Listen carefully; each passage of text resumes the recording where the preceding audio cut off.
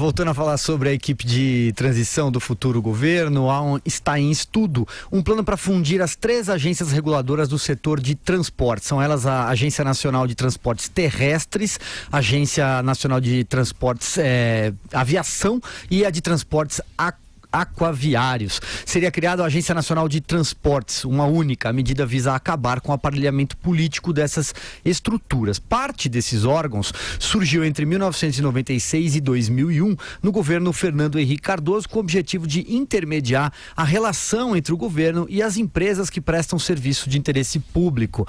A equipe de transição de Bolsonaro avalia que alguns dirigentes das agências ligadas ao setor de transportes e são indicados por políticos, importante frisar, estariam trabalhando contra as concessões do governo federal. Vera.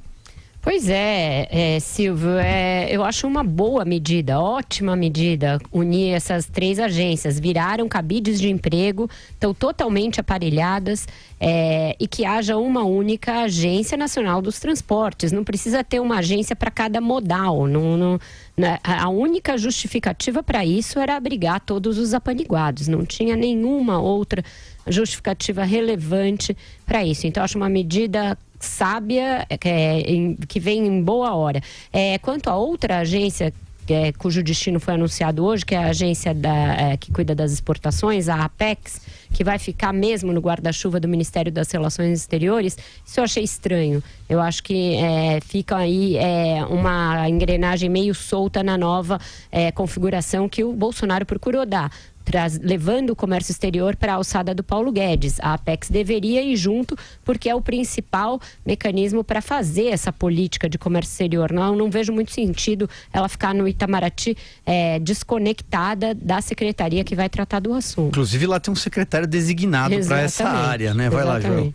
É importante para o Brasil que essas agências que cuidam aí dos transportes estejam alinhadas, e esse é um lado bom, uma proposta boa, com a visão do próximo governo, que é uma visão que vai querer fazer concessões e privatizações, que vai querer um influxo, uma injeção de capital privado aí nessa área tão importante que são os transportes no Brasil.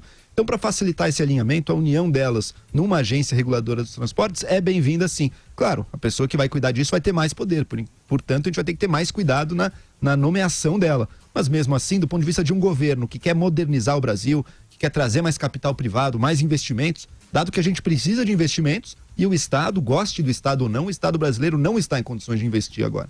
Então, é positivo. Torna o Brasil mais governável. Quanto menos núcleos de poder, mais governável mais as decisões que vêm lá de cima fluem para as instâncias menores e para toda a malha de transportes brasileira. Então, a princípio, me parece uma boa medida. Draza, sua análise. Tem 2 coisas aí, né? Primeiro, o entulho feudal em que essas agências foram transformadas. A ideia é muito boa. A origem dessas agências é virtuosa, né? Mediar a relação entre o governo e as empresas em defesa dos interesses da sociedade. Com o tempo, foi pro lixo, foi pro saco, virou essa barbárie, espaços para operações criminosas, para enriquecimento, para cabide de emprego, chame como quiser. Então, isso precisa ser revisto. Consolidando numa só agência, tudo bem, né? O foco de limpeza necessária é o que está na matriz da decisão. Isso é uma coisa. A outra é o caráter objetivo dessas agências e o modus operandi delas recentemente. Trabalham contra os interesses do Brasil, obviamente. E o que o governo Temer tem tentado com relativo sucesso, mas com muitas dificuldades, fazer concessões rodoviárias, concessões na área de aviação, a Infraero. E essas agências operaram permanentemente contra esses movimentos, em alguns casos declaradamente, no caso da Infraero, declaradamente, tentando evitar a concessão dos aeroportos, que onde aconteceu foi bem, dá resultados, operado pela iniciativa privada. O governo Jair Bolsonaro tem um ambicioso projeto de concessão, de concessões.